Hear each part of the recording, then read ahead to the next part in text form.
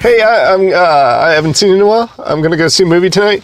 I'm at the Cinemark movie theater right down on the corner from my house. So I had very little to select from, but thanks to Hulu, I've been watching Hulu. I've been watching. I have the ads turned on my Hulu. I don't want to pay the extra $1.50 that it takes to get the ads taken off. So, so I've been seeing a lot of ads for this movie I'm going to go see tonight. It's called Searching. It reminds me a lot of, do you guys remember when I reviewed Unsane? Later on, I found out that movie was actually recorded on like 7 different iPhones. Yeah. Weird, isn't it? Let's go get like a couple of iPhones and make a movie. That's a great idea. So yeah, there you go.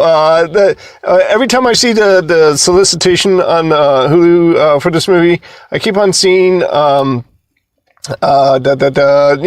it's kind of like a grainy found footage kind of thing. This movie, it stars that one guy, I think his name is something Cho. He's Sulu on the new Star Trek movies, which, although I'm a huge Star Trek fan, I'm still a fan of the new movies as well. So it's got that guy in it, and I read the description of the movie after seeing the commercials and being intrigued by the commercials. And it's something of a murder mystery or a missing persons mystery, and it involves her laptop. That's all I know. I'm thinking it's going to be kind of like a found footage or like a footage from a webcam movie. Do you guys remember that other movie? What was it? Unfriended or something like that? Where it was all 7 different webcams set up, and it was supposed to tell a story, and it was actually filmed in one shot. Yeah, I don't remember. I think it was called Unfriended, but I don't. That doesn't ring true. I think it was something else. I can't remember. But again, that's another movie that this reminds me of. So I'm kind of excited to go see it. Yeah. And here's the thing, like I said, this is not a huge blockbuster. It's like I said, it has like a grainy feel to it. It has like a low budget feel to it. And I'm okay with that. I know I kind of dogged the movies, the non-summer movies. It's not that I don't like non-summer movies. It's I'm a huge big movie blockbuster fan. I love summer movies. I love the spectaculars and the sounds and the lights and the special effects and stuff like that. But I can enjoy a non-big budget movie. I'm just rambling now. All right, well, I'm going to go see this movie. Let me pause for a second, and then I'll come back, and I'll let you know what I think, and, give you an idea of what's coming up with my channel. All right, I'll talk to you guys in just a few seconds. Hey, guys, I just got done watching the movie Searching, a movie that was told in the viewpoint through the lens of the computer. It started and ended with like a computer prompt, and you know me, I'm a big nerd, and I'm a big computer nerd, so that's the way to suck me in. And to be honest with you, did I enjoy this movie? I'm going to save the numbered rating until the very end. Did I enjoy this movie? Yes, I did. Did I think that it was worth the $25 I spent to go see this movie and at the theater? No, I did not. If you guys want to see this movie, it is totally worth the watch. I would totally watch it at home with your own homemade tub of popcorn and your snacks and your drink on your side that you bought from the grocery store, and you can save infinitely a shit ton of money just doing it that way. Because this movie, it's a smaller movie. Like I said, I'm a big blockbuster summer movie guy. So when I go out and I spend my hard-earned money, and it is hard-earned, I expect explosions and spectacular robots or dinosaurs walking down my screen. And this movie had none of that. It was a very small, very quiet, very low-key plot and movie. it was basically a murder mystery. You had the guy that plays Solo, something Cho. He was the dad.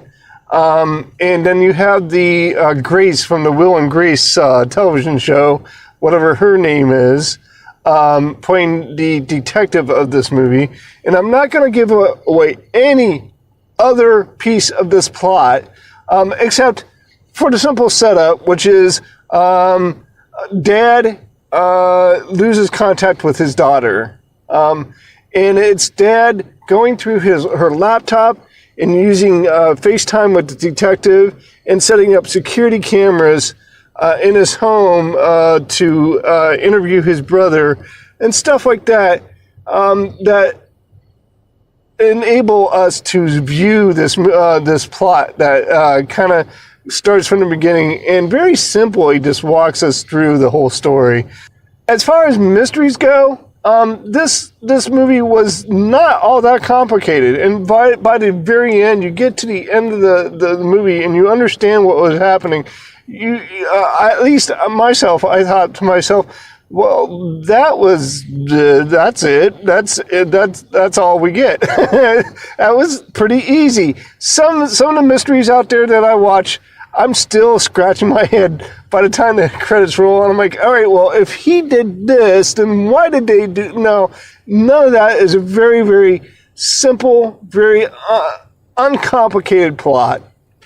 And it was easy to follow along. If you get frustrated at some of these mysteries that you go see, this pretty much walks you through it.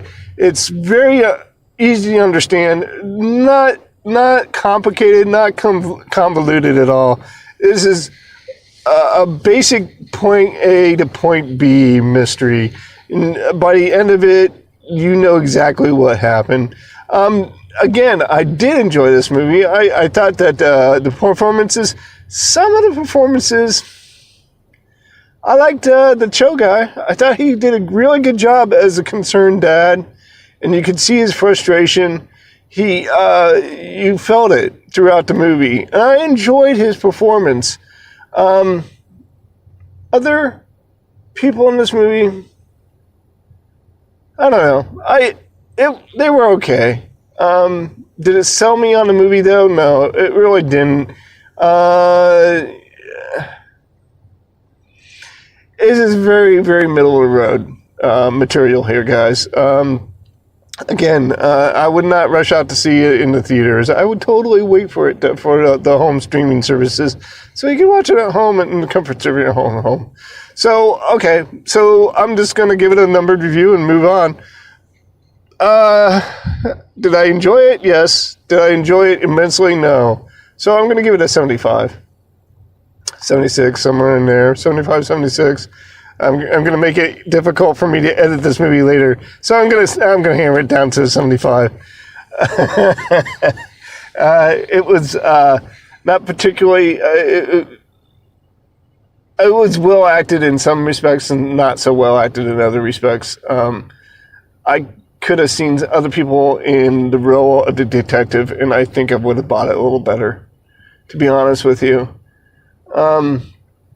But that's about it. That's my only complaint, except for it being really kind of simplistic. Like I said, by the end of it, I had no problems understanding what was going on. Although, at the same time, there weren't any plot holes either. I mean, there was a lot of stuff that went on, and it was easily swallowed. It was easily believed. It wasn't far-fetched. There weren't any plot holes that would make somebody angry that would be watching something like this. So again, I'm just wandering now. It was a definite 75. For the song, okay, so here I said that I would talk to you about my channel. Basically, I'm going to continue doing this, not as much, because I'm not drawn to the theater with the same eagerness that I would during the summertime. So more than likely, I'll probably be watching a movie a month. So again, I want to talk about the future of my channel. I will continue to do these reviews as infrequently as they will come out. For the simple fact that I'll probably be seeing a lot less movies.